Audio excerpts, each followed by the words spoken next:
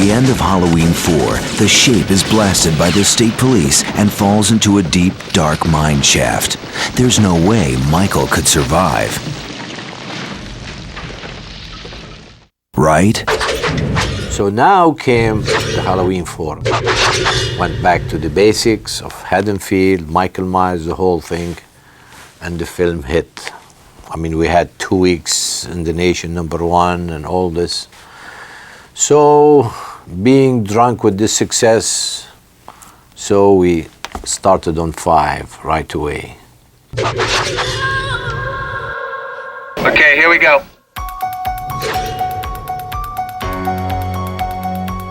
Halloween 5 was about a year later, and I hadn't really thought about a sequel until I got the script. It wasn't really on my mind. I had kind of moved on to other things since then. I read the script. You know, I had a feeling, I was curious to see kind of Rachel's demise, because you knew it was coming. I mean, to live through 4, you're not going to live long in 5.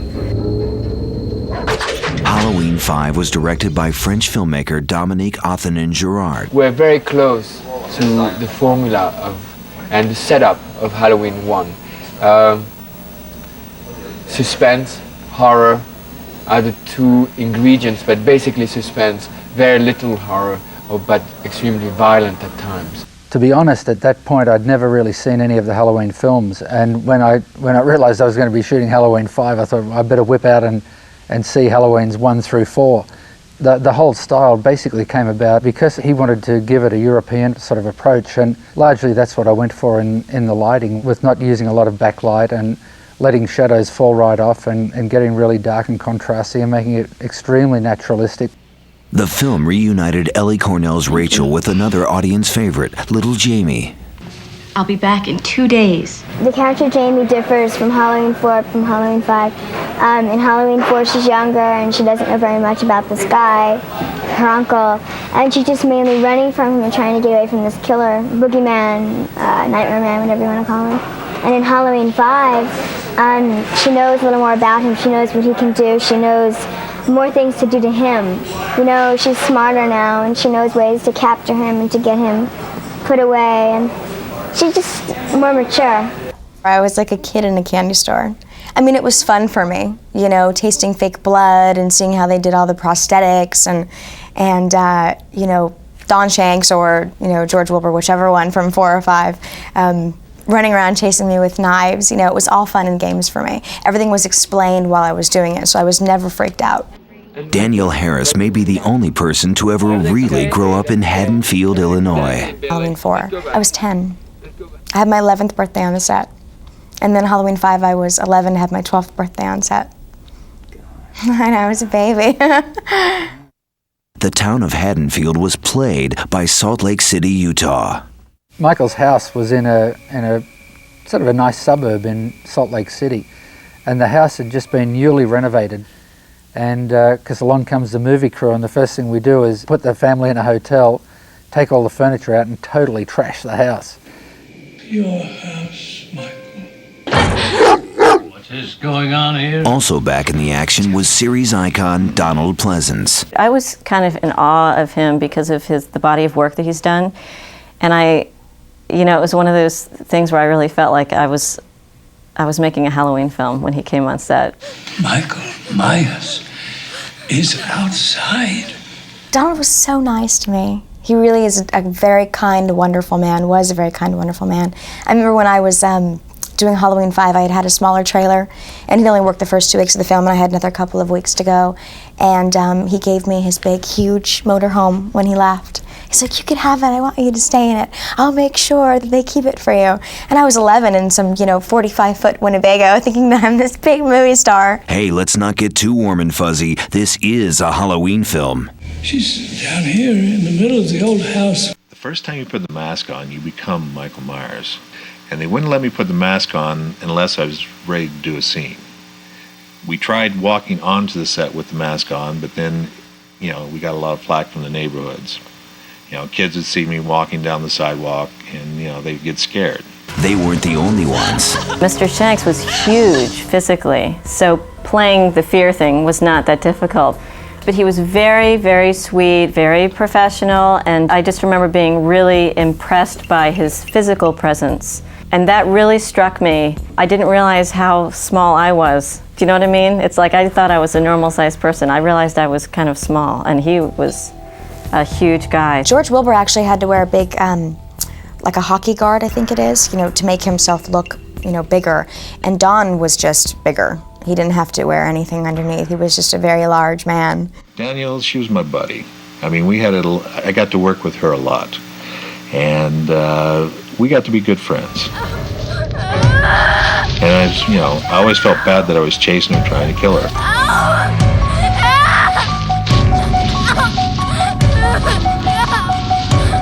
But playing Michael wasn't without risks.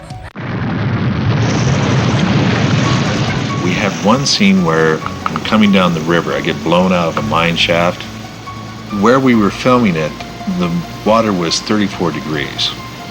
We had a set of rapids right after the dock, so I had to catch the net. If I didn't, I was into the rapids and there was no way they could really pull me out. So it was one of those things where I had to hit my marks. There's no ventilation in the mask whatsoever. There's netting over the eyes you can't see, and it's almost like being in a chamber. You can't breathe, it's hot, it's miserable, and when you're doing an action scene, I could only go for so long and then I'd have to rip it off because I couldn't breathe. It's not all sunglasses and limousines. On this project, Don Shanks went from water to fire.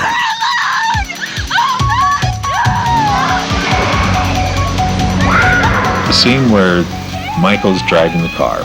How he got his driver's license, I'm not really sure. But anyway, he's chasing Danielle, and he takes the car and he wraps it around a tree. Well, I hit this tree about 50 miles an hour, and Dominique wasn't really into the action stuff, hadn't dealt with that too much.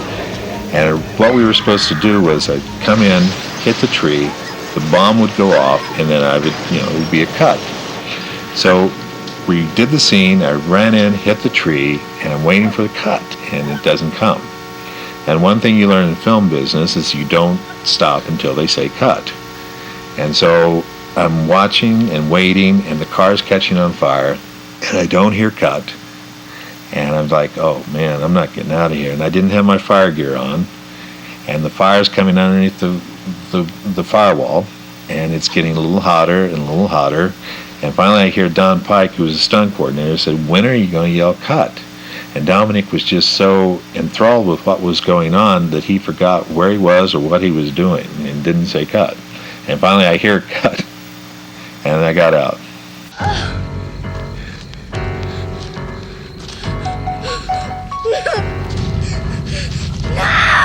Later in the film, Michael is ambushed by Dr. Loomis, and the man inside the mask paid a price. Dr. Loomis takes a 2x4 and starts beating me with it. And they were actually whacking me with it. He broke my nose in one part of it. So he was going to town. Halloween 4 had the rooftop chase. 5 had the laundry chute sequence. One of the most difficult scenes to shoot was the laundry chute scene. The way we went about that was quite ingenious. We storyboarded the entire scene out and then section by section broke it down to what set pieces we would need. Some of them we had a 15-foot section of laundry chute that we could shoot down and dolly the camera down on a little skateboard that was just lying flat. Other parts we had vertical with the flip out part of the laundry chute, so we could shoot out of that and pull the back off it and shoot Danielle climbing in or getting out, or shoot Don Shanks looking down. Other parts we had cutaway sections, we had some sections that actually moved and rolled, and I think there were 30 separate pieces that went into that laundry chute. And over a period of one night we shot that entire laundry chute scene. It's a pretty amazing sequence. I think I was like 4'3", maybe 65 pounds. I managed to find a way to wedge myself in there, and it was me actually climbing up in it. Like I managed to get up all the way up into the top of the laundry chute when he was stabbing through it. And he was stabbing through with a real knife, and I had my legs up. And actually, we shot a piece of a scene in Halloween 5 where he stabs through the laundry chute right into my leg, right into my calf. and they had a fake leg that was put in there, and they stabbed it and blood went spurting everywhere, and it was so gross they couldn't keep it in the movie. So if you watch Halloween 5, you'll see when I exit the laundry chute, I have blood all over my leg and I'm limping because, because of that, but they cut it out. And I actually have in storage the fake leg from Halloween 5. All good things must come to an end, just like Rachel Carruthers. I didn't like the way the death of Rachel Carruthers was written, and it was, you know, she was to get scissors down her throat, and I just thought that was kind of undignified for such a nice girl. I just thought it was too, you know, too over the top. So they rewrote it and presented it again, and you know, she just gets him in the old pumper. So.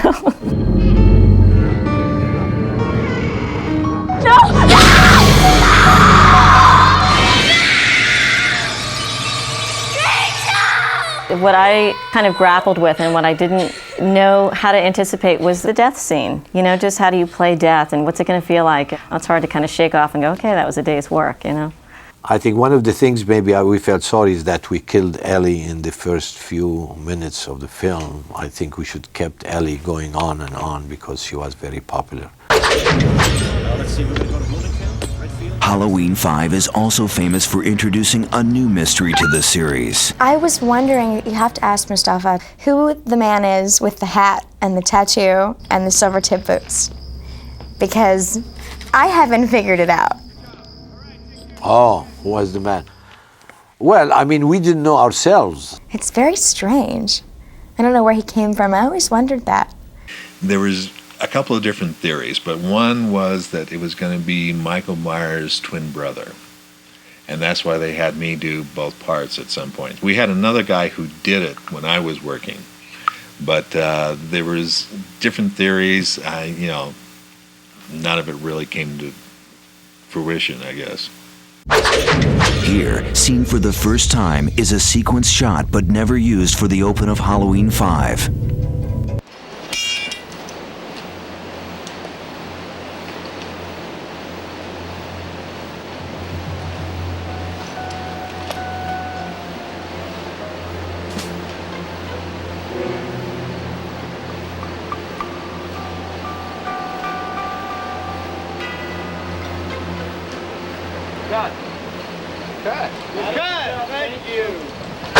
Over a decade later, Halloween 5 still lasts with the people who made it. I feel like I'm kind of a little piece of cinematic history, just a little tiny sliver.